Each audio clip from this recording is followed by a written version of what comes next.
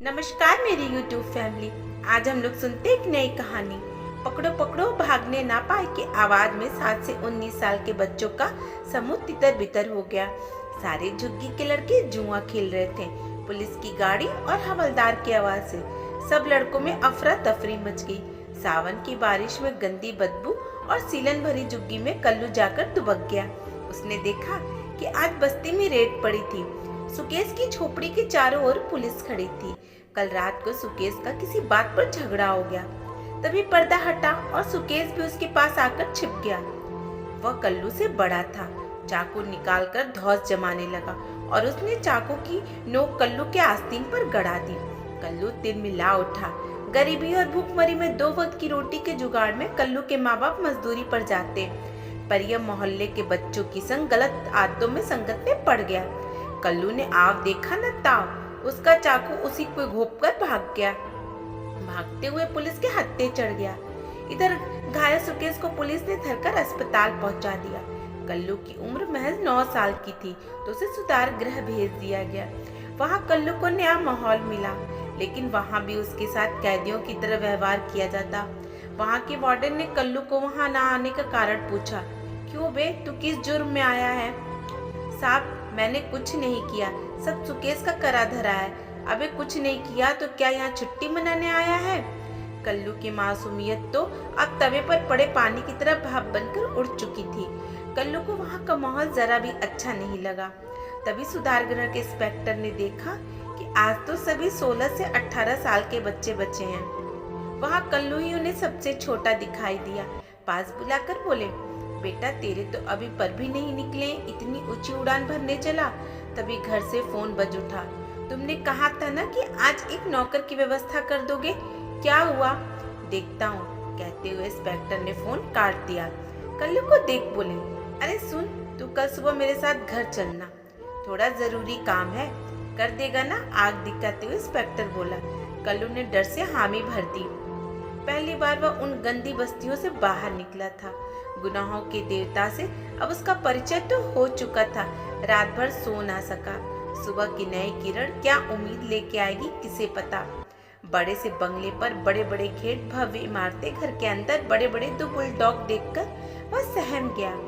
इतना भव्य मकान इस दुनिया में भी हो सकता है, यही सोचकर वह काल्पनिक दुनिया में खो गया। तभी कुत्ते की भौंकने की आवाज से कल्लू की निद्रा भंग हुई। उसके पांव थर-थर कांप रहे थे। इंस्पेक्टर की कड़क आवाज उसके कानों पर पड़ी। उधर क्या देख रहा है? चल जल्दी इधर आ। सहमा सा कल्लू फटे कपड़े में बरामदे में जाने की हिम्मत न जुटा सका। फिर कड़क आवाज कल्लू के कानों पर पड़ी। सुनाई नहीं दिया क्या तेरे को? अब तो कल्लू की बाकी बची हिम्मत भी पस्त हो चुकी थी। आंखों से झरझर आंसू बह निकले। आज न जाने किसका मुंह देखा था जो इस तरह मुझे यहाँ आना पड़ा। इससे तो वहाँ की गली की मार और सह लेता। तभी उसने देखा कि अंदर से एक ममतामयी मूरत सी एक महिला ने उसे इशारे से अंदर आने को कहा। थोड़ी हिम्मत जुटाकर कल्लू अंदर की ओर आया। क्या नाम है तेरा? जी कल्लू। सुनो, क्या तुम्हें और कोई नहीं मिला जो इसे ले आए? यह मेरे किस काम है, जरा सा तो है। अरे तुम इसकी उम्र पर मत जाओ, यह अपराधी है। चाकूबाजी और ड्रग्स रखने के इल्जाम में पकड़ा गया है। सारा काम आंखों के सामने ही करवाना। अभी ऊपर बताया नहीं, ऊपर तक बात गई तो लेने के देने पड़ जाएंगे। कहते हुए इंस्पेक्टर साहब अंदर की ओर चले गए। ले पहले बैठ के चाय बिस्किट खा ले।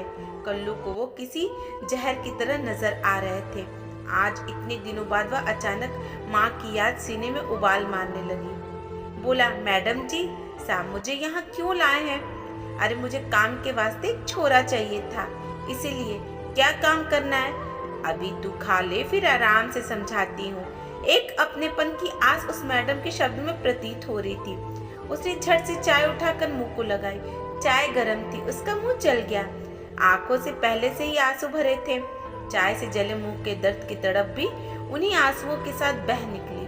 और तभी इंस्पेक्टर साहब आकर बोले, देख बे, तेरी मालकिन को जब तक जरूरत है तब तक रह, फिर तेरे को वहीं वापस जाना होगा। जी साहब, कहते हुए कल्लू ने हामी भर दी। उसने देखा कि इंस्पेक्टर उसकी ओर नजरें गड़ाकर जीप में खाना हो गया। अब थोड़ी भूख मुड़ चुकी थी। तभी मैडम की आवाज उसके कानों पर पड़ी।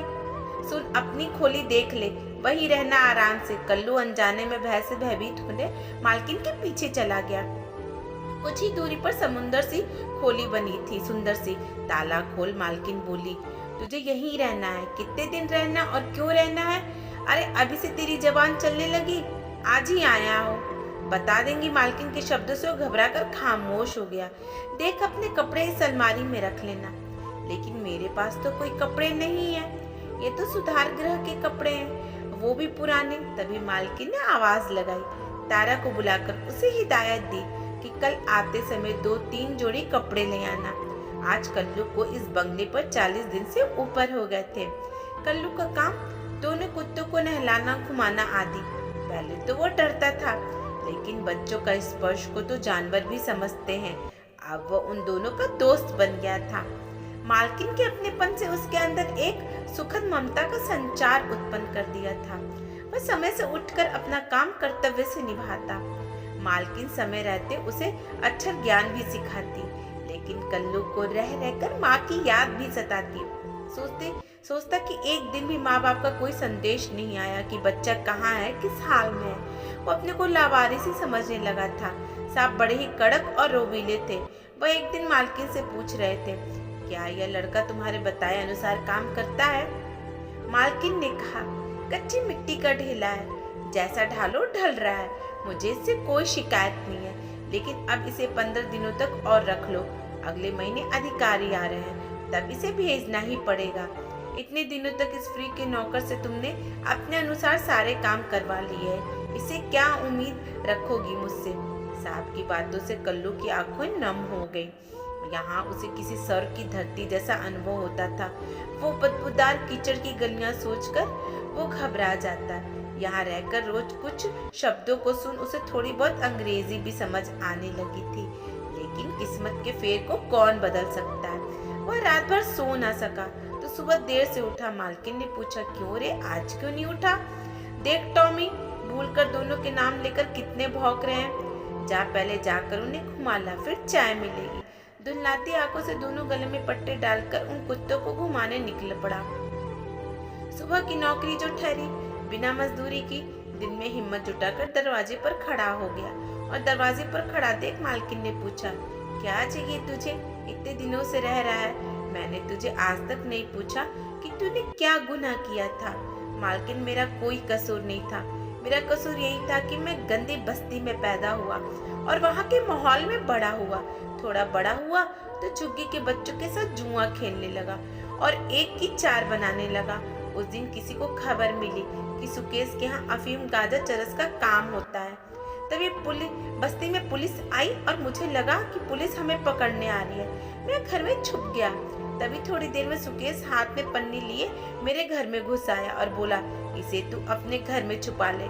मैंने मना किया तो उसने मुझे चाकू निकालकर धमकाने लगा और मुझ पर चाकू गड़ाने लगा। मैंने अपने बचाव के लिए उसका चाकू छीनकर उसे मारा तो खून निकलने लगा।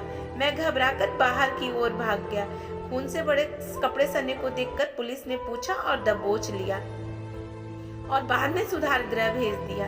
एक बात बता, तू बस्ती के बच्चों को क्या यही सब आता है, चोरी चकारी? मालकिन के प्यार भरे शब्दों में थोड़ी डांट भरी थी। क्या बताऊं मालकिन, मैं तो इस कुएं का मेंढक था जिसने बाहर की दुनिया देखी ही नहीं थी। अरे तू तो बड़ी बड़ी बातें करने लगा है। आपके पास रहकर जो सीख गया हूँ। कल्लू मुस्कुराया। अगले महीने सुधार गृह वापस जाना है। हाँ, मैंने भी सुना। खामोशी से सर झुकाकर कल्लू बोला, एक बात पूछूं मालकिन, ये सुधार घर में बच्चों को कैसे सुधारते हैं? बेटा, पहली बार मालकिन के मुंह से बेटा सुनकर कल्लू की आत्मा पुलकित हो गई।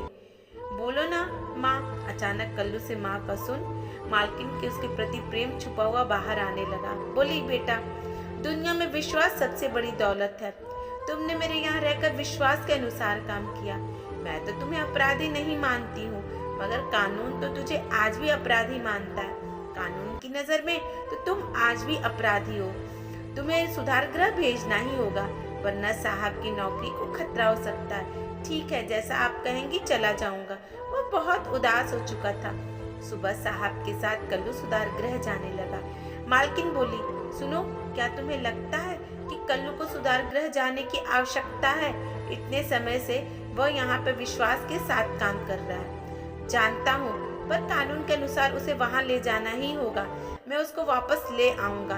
आंसू भरी आंखों से वह मालकिन को देख रहा था।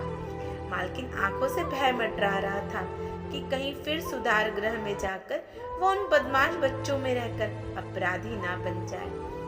कल्लू का मन द्रवित हो रहा था। वह इंस्पेक्टर से बोला, साहब, आप तो मुझे हमेशा के वास्ते अपने पास रख लो। मैं विश्वास दिलाता हूँ कि पूरी जिंदगी ईमानदारी से आपकी चाकरी करूंगा।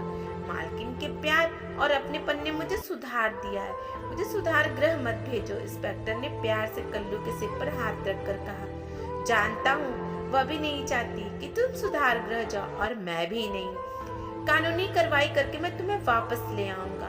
उम्मीद की किरण से उसकी आंखें चमक उठी। कल्लू मालकिन को देख करके मुस्कुरा उठा। अगर इस कहानी ने आपके दिल को छुआ है तो सभी दोस्तों के साथ शेयर करें और हमारे चैनल को सब्सक्राइब करें। धन्यवाद।